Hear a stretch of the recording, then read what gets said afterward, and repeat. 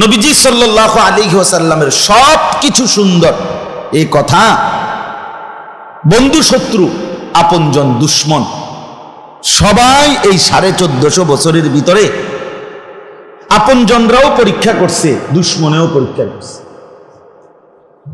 এই পৃথিবীতে সবচেয়ে আলোচিত ব্যক্তিত্ব তিনি নবী মুহাম্মদ সাল্লাল্লাহু আলাইহি ওয়াসাল্লাম।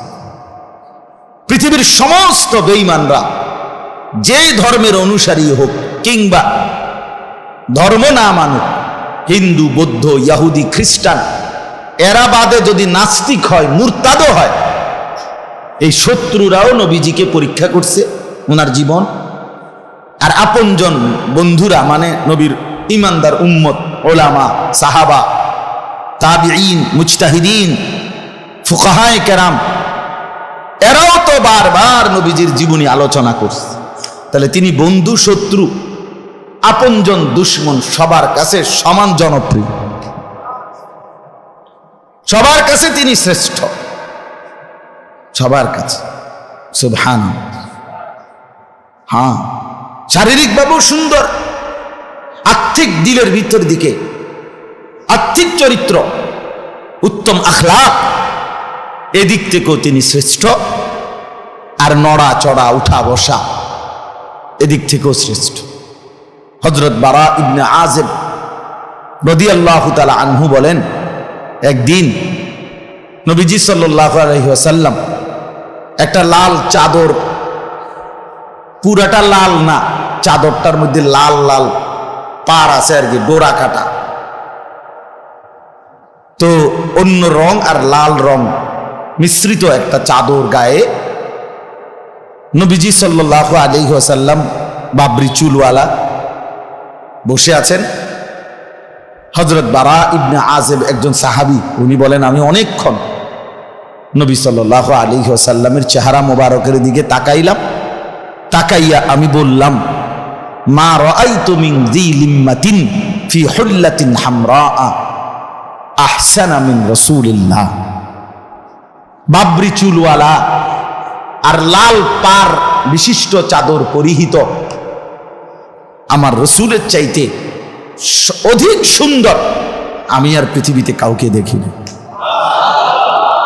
এত সুন্দর, এত সুন্দর।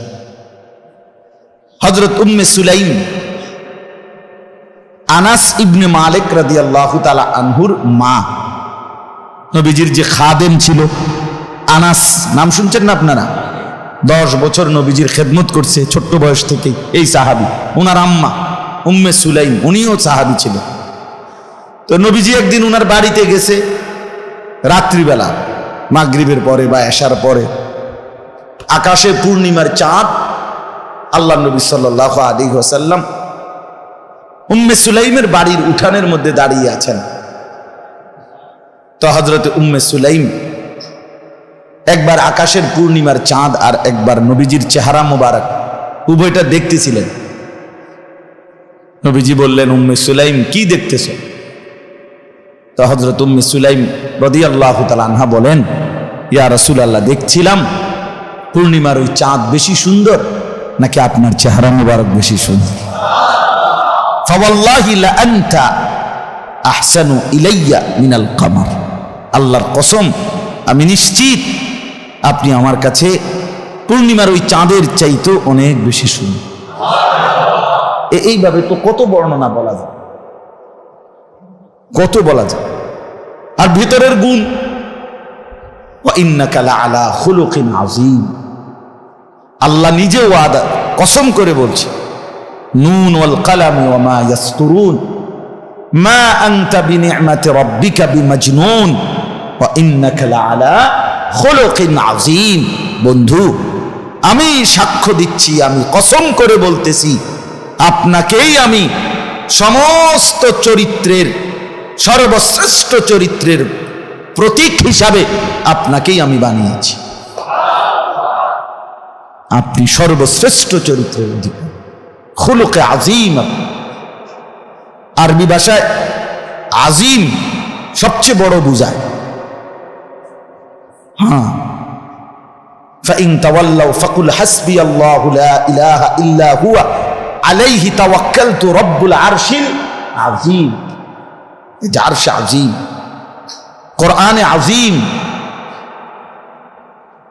আল্লাহ তাআলা নিজের জন্য ব্যবহার করছে সুবহানা রাব্বিয়াল আযীম কোরআনের জন্য ব্যবহার করছে কোরআনুন আযীম আরশের জন্য ব্যবহার করছে আরশে আযীম আর বলছে বন্ধু আপনার আখলাক খুলুকে আযীম আপনিও আযীম আপনার ভিতরটা আপনার আখলাক অতুলহীন কুল কিনারাহীন সাগর মহাসাগরের মতো সাগর মহাসাগর আপনি ভাবেন আজকে 1450 বছর ধরে সাহাবী তাবি তবে তাবি আইম্মা উলামা ফুকাহা মুহাদ্দিসিন মুফাসসিরিন ওয়াইজিন আউলিয়ায়ে কেরাম সুফিয়ায়ে কেরাম মসজিদের ইমাম খতিব কত লক্ষ কোটি আল্লাহর প্রিয় বান্দারা এই নবীজির হাদিস নবীজির বর্ণনা নবীজির সিফাত নবীজির সিরাত নবীজির জিন্দেগি বলতেই আছে কিন্তু কোন কনফারেন্সে কোন সেমিনারে কোন মাহফিলে কোন বক্তায় কোন লেখক কোন কবি আজ পর্যন্ত বলে নাই যে মুহাম্মদের আলোচনা এখানে শেষ হলো আমাদের কাছে আর বলার মতো কোনো তথ্য নাই এমন আসছে কোথাও সুবহানাল্লাহ সুবহান সমস্ত মুমিনদেরকে বলেন ইন কুনতুম তুহিব্বুনাল্লাহ যদি তোমরা আল্লাহকে ভালোবাসতে চাও ফাত্তাবিউনি তাহলে আমি মুহাম্মদ সাল্লাল্লাহু আলাইহি ওয়াসাল্লাম আমারই অনুসরণ করো কি লাভ হবে এতে ইউহিব্বুকুমুল্লাহ তাহলে আল্লাহ তোমাদেরকে ভালোবাসবেন অর্থাৎ তুমি যেটা চাচ্ছিলে আল্লাহর ভালোবাসা সেটা পেয়ে যাও আর কি লাভ হবে ওয়ায়াগফির লাকুম যুনুবাকুম এবং আল্লাহ তাআলা তোমাদের সমস্ত গুনাহ মাফ করে দিবেন আল্লাহু গফুরুর রহিম আর আল্লাহ ক্ষমাশীল খুব বেশি দয়ালুও খুব তিনি প্রচন্ড ক্ষমাশীল এবং খুব দয়ালু এরপরের আয়াত আল্লাহ তাআলা আবারও বলতেছেন একই কথা কুল হে নবী আবার বলেন আতিউল্লাহ ওয়ার রাসূল তোমরা কিন্তু আল্লাহ এবং তার রাসূলের আনুগত্য করো আবারও বললাম এরপরে বললেন একটা ধমক দিলেন ফাইন তাওয়াল্লাউ যদি আল্লাহ এবং তার রাসূলের আনুগত্য থেকে অনুসরণ থেকে মুখ ফিরায় নাও পৃষ্ঠ প্রদর্শন করো তো শুনে নাও ফাইন্নাল্লাহা লা ইউহিব্বুল কাফিরিন আল্লাহ তাআলা কোনো কাফের বেঈমানকে পছন্দ করে না বড় সাংঘাতিক কথা অর্থাৎ বুঝাইল আল্লাহ এবং রাসূলের আনুগত্য থেকে যে মুখ ফিরায় নেয় তার বিপরীত করে তো তাকে যেন আল্লাহ তাআলা বললেন তোমার মতো কাফেররে আমি পছন্দ করি সাংঘাতিক কথা ভয়ের কথা অনেক এজন্য ধমকটা বহুত বড় ধমক তাহলে এই হলো 2 আয়াতের তরজমা এবার হাদিস 2টার তরজমা শুনেন নবী সাল্লাল্লাহু আলাইহি ওয়াসাল্লাম বলেন লা ইউমিনু আহাদুকুম তোমাদের কেহ পরিপূর্ণ ঈমানদার হতে পারবে না হাত্তা ইয়াকুনা হাওয়াহু তাবআন লিমা জিতু বিহি যতক্ষণ পর্যন্ত না আমি রাসূল আল্লাহর পক্ষ থেকে যা কিছু নিয়ে আসলাম নিজের মনের চাহিদা এবং খেয়াল খুশি নিজের পছন্দ অপছন্দের বিপরীতে আমার পুরা জিন্দেগি আমার পুরা সিদ্ধান্ত আমি যা নিয়ে এসেছি আল্লাহর পক্ষ থেকে তাকে যতক্ষণ পর্যন্ত অনুসরণ না করবে তাবান, ততক্ষণ পর্যন্ত পরিপূর্ণ ঈমানদার হইতে পারবে না।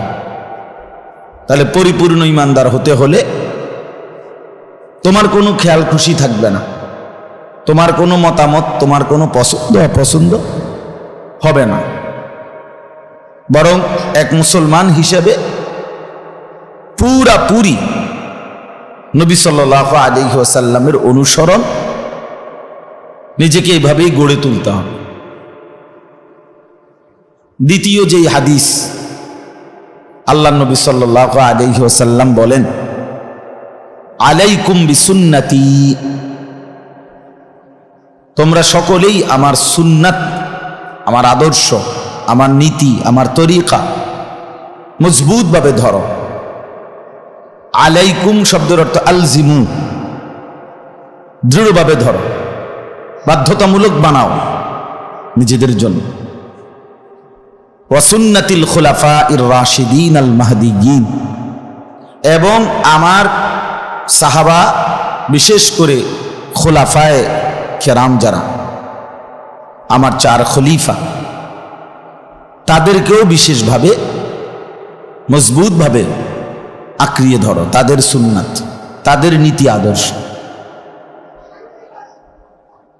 এরপরে নবীজি আবার বলতেছেন, তামাসসাকু বিহা, শোনো উম্মত, আবারও বললাম, তামাসসাকু বিহা, সুন্নাতকে কিন্তু ভালোভাবে ধরো। আবার বলতেছেন, আব্দু আলাইহা বিন নওয়াজিজ, আবারও বলছি উম্মত। ওই বাচ্চা কথা বলে কেন জানে? বাচ্চারে নিষেধ করো ভাই কথা বলতে। ওয়া আব্দু আলাইহা বিন নওয়াজিজ, এবং নবী সাল্লাল্লাহু আলাইহি ওয়াসাল্লাম বলেন, সুন্নাতের উপরে, সুন্নাতকে ধরো মাড়ির দাঁত দিয়া, ভিতরে মাড়ির দাঁত দিয়ে কোনো কিছু যেভাবে কামড়াইয়া ধরে এইভাবে কামড়াইয়া ধরে। তাইলে বুঝেন, মাড়ির দাঁত, নওয়াজিজ শব্দের অর্থ হলো ভিতরের মাড়ির দাঁতগুলোরে বলে। স্বাভাবিকভাবে আমরা বুঝি সামনের দাঁত আর মাড়ির দাঁত দুই রকম, ঠিক না? সামনের দাঁত দিয়ে বাংলাদেশের একজন বড় বুজুর্গ ছিলেন, অনেক ভালো ওয়াজ করতেন সারা দেশব্যাপী, নোয়াখালীর আল্লামা মুস্তফা আল হুসাইনি রাহমাতুল্লাহ। আমরা ছোটবেলায় হুজুরের অনেক ওয়াজ শুনছি, অনেক সুন্দর। এবং বাংলাদেশে একসময় একজন বড় বুজুর্গ পাকিস্তান থেকে আসতেন, সারা দেশে ঘুরে ঘুরে বয়ান করতেন। আওলাদে রসুল সৈয়দ আব্দুল মজিদ নাদিম সাহেব রাহমাতুল্লাহ, উর্দুতে বয়ান করতেন তিনি। আর এই ওনার বয়ানের তর্জমা, অনুবাদ করতেন এই হুজুর আল্লামা মুস্তফা আল হুসাইন, অনেক বড় আলেম ছিল। তো হুজুরের বয়ানে আমি এটা শুনছি সেই ছাত্র জীবনে। হুজুরই বলছেন যে সামনের দাঁত দিয়া কোনো কিছু ধরলে আপনার এরকম, এটা টান দিলে বাইর করা সহজ, এমনি টান দিলে খুলে যাবে, দাঁত ভাঙে যাবে। কিন্তু ভেতরের যে দাঁত, মাড়ির দাঁত, এইটা দিয়ে কোনো কিছু সাপ দিয়া ধরলে, কামড়াইয়া ধরলে, এইটা টাইনা বাহির করা কঠিন। টান দিলে ওই লোকের শুদ্ধা টান দিতে হইবে, হেরে টাইনা নিয়ে যেতে, মানে এমন টাইট হয় মাড়ির দাঁত দিয়া কোনো কিছু ধরলে। তো নবী সাল্লাল্লাহু আলাইহি ওয়াসাল্লাম বললেন, আমার প্রতিটা সুন্নাত এইভাবে মাড়ির দাঁত দিয়ে শক্তভাবে ধর, যে আমি জিন্দিগির সব হারাতে রাজি, আমার নবী সাল্লাল্লাহু আলাইহি ওয়াসাল্লামের সুন্নাত ছাড়ব না। তাইলে কি বুঝলেন? দুইটা আয়াত এবং দুইটা হাদিস থেকে মোটামুটি কথা আমরা অর্থ দেখেই, তর্জমা দিয়েই বুঝে ফেলছি যে কি বলতে চাইছে।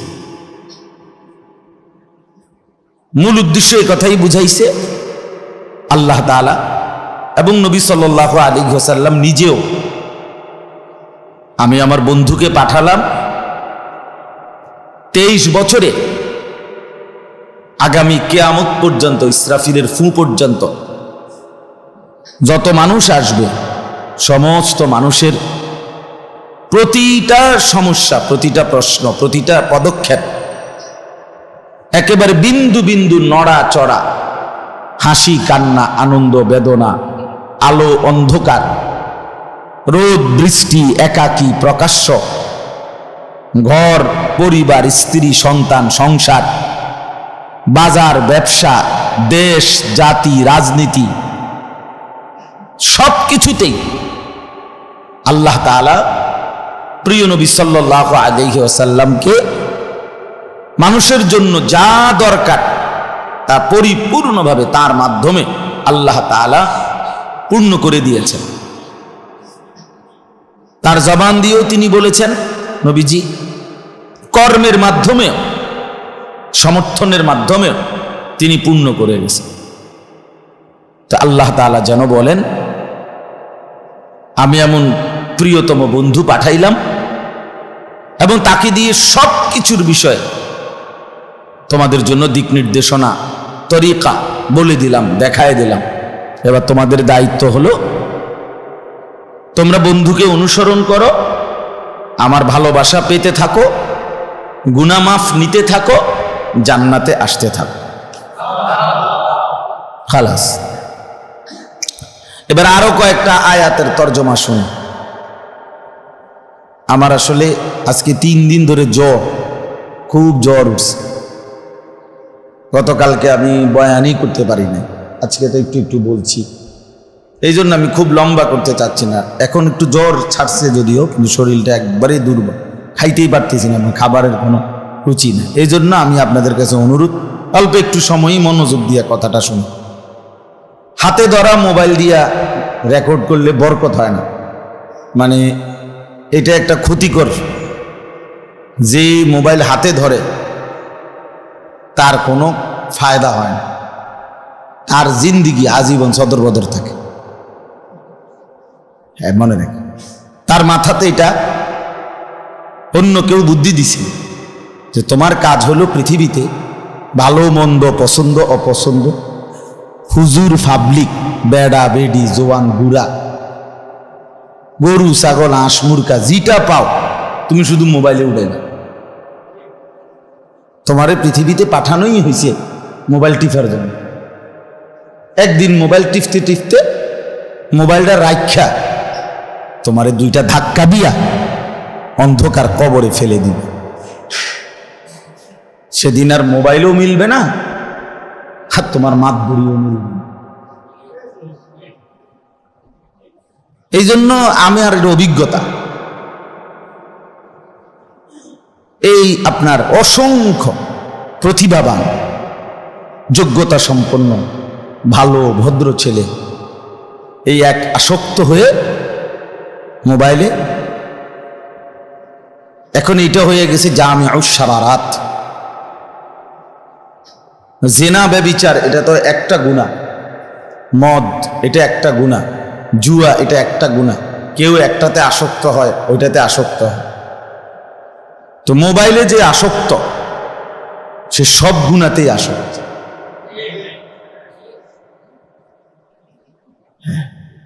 এখানে সে অনলাইনে জুয়াও পায়, এখানে সে অনলাইনে অশ্লীলতা, বেহায়াপনা, জেনা ব্যভিচারের সবকিছুই খুঁজে পায়। এই জন্য নষ্ট হওয়ার জন্য, বরবাদ হওয়ার জন্য এখন আর খুব বেশি লাগে না, 10-12 হাজার টাকা দিয়েই জিন্দিগি নষ্ট করে দেওয়া যায়।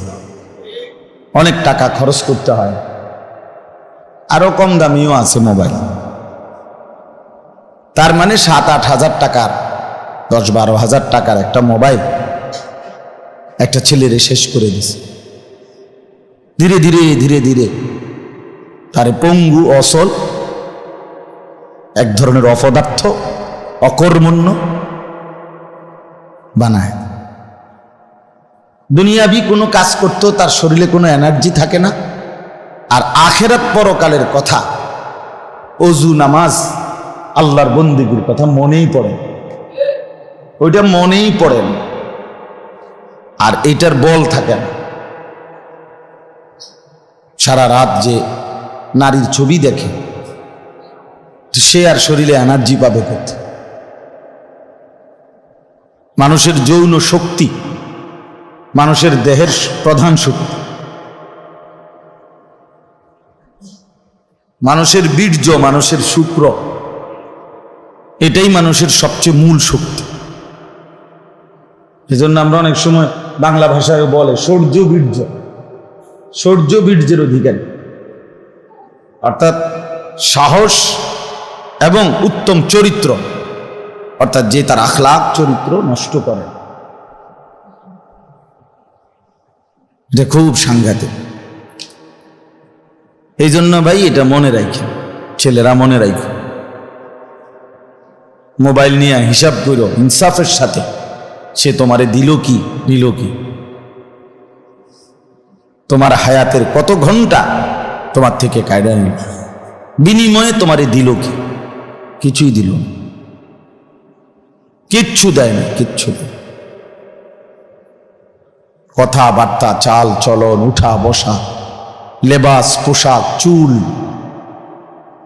মোষ, কোনো কিছুতে কোনো হোক বানায় দেখবে কি করে, কেমনে করে, কি লেগে করে, কারটা হের কাছে পছন্দ হইল, কেন পছন্দ হইল, তার যুক্তিসঙ্গত কোনো উত্তর দিতে পারবে না। আপনি জিজ্ঞাসা করেন না যে ভাই তুমি যে এই সেলুন থেকে অথবা মোবাইল থেকে এই ফালতু চুলটা কাটলা, এটা কি কারণে পছন্দ হইল তোমার, মানে এটার যুক্তিসঙ্গত কারণ কি?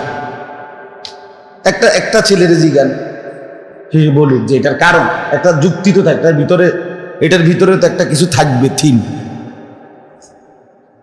যে আমি এটা এই কারণে হুজুর পছন্দ করছি, যে এই যার চুলের কাটিংটা আমি নিলাম উনি পৃথিবী বিখ্যাত একজন সমাজ সংস্কারক ছিলেন, ঠিক আছে, ভালো কথা, তিনি পৃথিবী বিখ্যাত একজন ইসলামের সেবক ছিলেন, ভালো কথা। অথবা বাদ দিলাম দুনিয়াবি বিষয়তে, তিনি পৃথিবী বিখ্যাত একজন সফল রাজনীতিবিদ ছিলেন, ওনার চুল ছিল এরকম, অথবা উনি একজন বড় দার্শনিক, একজন বড় বুদ্ধিজীবী, একজন বড় বিজ্ঞানী, এমন কিছু ছিল, একটাও পাইবে। বরং তালাশ করলে বংশ নাই, পরিচয় নাই, জাত পাতের কোনো হিসাব নাই, এরকম কারো চুলের কাটিং নেই। আমি তো এটা বহুবার বলছি, চ্যালেঞ্জ করে,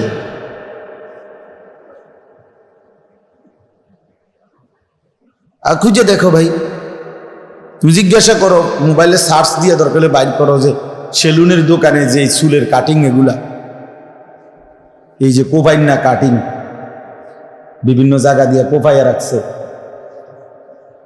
তাহলে এইটা ওর পরিচয় কি, এর বায়োডাটা অথবা তার পরিচয়, তার বংশ, তার কর্ম, পৃথিবীতে তার অবদান এমন কিছু আছে কি না?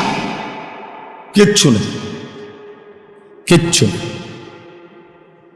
কিন্তু আমরা আমাদের দাড়ির পিছনে, আমাদের ছোট মোষের পিছনে, আমাদের টুপি, আমাদের চুল স্বাভাবিক রাখা, আমাদের পাঞ্জাবি, লুঙ্গি, গেঞ্জি, পায়জামা, আলহামদুলিল্লাহ আমাদের মেসওয়াক, তসবিহ, মুসল্লা, দস্তরখান, টয়লেট পেপার, এগুলোর পিছনে আমরা যথেষ্ট পরিমাণ দলিল, প্রমাণ এবং যুক্তিও দেখাইতে পারবো, ইনশাআল্লাহ দেখাইতে পারবো। এই জন্য ছেলেরা একজন হইল মনে রাখবে, ডাইকে লাইলে হইতো না মাথা, তুমি টুপি দিয়ে যদি টাইম না রাখো, এখন আমার থেকে আনা বাচ্চা গেল যে হুজুর যাতে না দেখে ঘাড় নামাই এলাম। তো আমি সব সময় বলি, চোখ বন্ধ করলেই ঝড় থামে। আমি যদি মনে করি তুফান আইতে আছে, তা আমি বললাম যে তুফান আসুক না, আমি চোখ বন্ধ রাখ, আইয়ে না তুফান আইয়ে না, কারণ আমি তো দেখি না। তো এইটা নিয়ে কথা বলেন না কেন? মানে চোখ বন্ধ করলে তুফান বন্ধ হয়ে যাবে, চোখ বন্ধ করলে ঝড় বন্ধ হয়ে যাবে না, হবে। তো কাজেই তুমি মাথা নোয়ায় ফেললেই অধপতন থামে না, বরং বদলানোর মধ্যেই সফলতা, ছেড়ে দেওয়ার মধ্যেই কামিয়াবি। চলেন যে আয়াত বলতেছিলাম, আল্লাহ তাআলা বলেন, ওয়ামা কানা লিমুমিনিন ওয়ালা মুমিনাতিন ইযা কাদাল্লাহু ওয়া রাসূলুহু আমরান আন ইয়াকুনা লাহুমুল খিয়ারাতু মিন আমরিহিম। সরাসরি কোরআনের আয়াত। আল্লাহ তাআলা বলেন, কোন মুমিন পুরুষ কিংবা কোন মুমিন মহিলা কারো জন্যই অনুমতি নাই আল্লাহ এবং তার রসুল কোনো ফায়সালা দেওয়ার পর তাদের নিজস্ব কোনো মতামত পেশ করা। বিশ্বাস করেন এটা কোরআনের আয়াত, সাফ কথা। আল্লাহ এবং রসুল, ইজা কাদাল্লাহু ওয়া রাসূলুহু আমরান, আল্লাহ এবং রসুল যখন কোনো বিষয়ের ফায়সালা দেয়, তার বিপরীতে কোনো মুমিন যদি ঈমানদার হয়, মুসলমান হয়, তাহলে পুরুষ কিংবা নারী কারো জন্য অনুমতি নাই আন ইয়াকুনা লাহুমুল খিয়ারাতু মিন আমরিহিম, তাদের কোনো মতামত, নিজস্ব কোনো ইখতিয়ার, পরামর্শ সেখানে পেশ করবে। আল্লাহ বলছেন এটা অনুমতি নাই। এরপরে আল্লাহ তাআলা বলেন, এই আয়াত, এদিকে তাকান সবাই, ও ভাই উঠছে দিকে সবাই তাকাবার কি দরকার। ওয়ামান ইয়াসিল্লাহা ওয়া রাসূলাহু, আল্লাহ তাআলা বলেন, এরপরে শব্দটা শুনেন, আল্লাহ বলেন তাহলে শোনো, আল্লাহ এবং তার রাসূলের বিরুদ্ধাচরণ যে করবে, ফাকাদ দাল্লা দালালাম মুবিনা, সে সুস্পষ্ট পথভ্রষ্ট গোমরাহ। দালালাম মুবিনা, স্পষ্ট পথভ্রষ্ট। কি সাংঘাতিক কথা!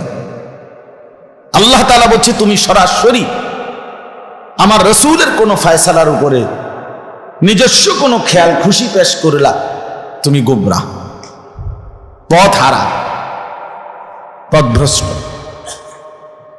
এরপরে আয়াত শুনেন, আল্লাহ বলেন, ফালা ওয়া রাব্বিকা লা ইউমিনুনা, এটা আরো সাংঘাতিক আয়াত। ফালা ওয়া রাব্বিকা, আল্লাহ বলেন, বন্ধু আপনার রবের কসম। নবীজির রব কে? আমাদের যিনি, তিনি। তো আপনার রবের কসম মানে আল্লাহ নিজের কসম করে বলি। আপনার রবের কসম মানে তো আল্লাহ নিজের কসম করছে না। আল্লাহ বলেন, বন্ধু আমি আমার নিজের কসম করে বলতেছি, লা ইউমিনুনা হাত্তা ইউহাক্কিমুকা ফীমা শাজারা বাইনাহুম, আপনি কোনো ফয়সালা দেওয়ার পরে, আপনি কোনো সিদ্ধান্ত দেওয়ার পরে তার বিপরীত যদি কেউ মতামত পেশ করে, আল্লাহ তাআলা বলেন, কসম করে বললাম সে ঈমানদার থাকবে না। কি সাংঘাতিক কথা! আচ্ছা, এরপর আল্লাহ আবার বলতেছে, কোন মতামত দিল না মুখে, কিন্তু ভিতরে ভিতরে অসন্তুষ্ট, উর্ফে কইছেন আর কি, ডরে ভয়ে। আচ্ছা যাক, আপনারা হুজুররা যেহেতু কইতেন আছেন, নবী কইছে না ফাইতে অন্ত মানতে হইব, আপনার ক্ষমতা, বা একটা কিছু কইলেন আপনার বল, বা একটা কিছু বলে আপনি হয়তো এমনি বললেন আর কি, কিন্তু দিলে দিলে আপনি কি না নবীজির ফয়সালার উপরে, সুন্নাতের উপরে, নবীজির তরিকার উপরে সন্তুষ্ট না। তা আল্লাহ তাআলা বলেন, সুম্মা লা ইয়াজিদু ফি আনফুসিহিম হারাজাম মিম্মা কাযাইতা, বন্ধু আপনি ফয়সালা দেওয়ার পরে যদি তারা তাদের অন্তরের মধ্যেও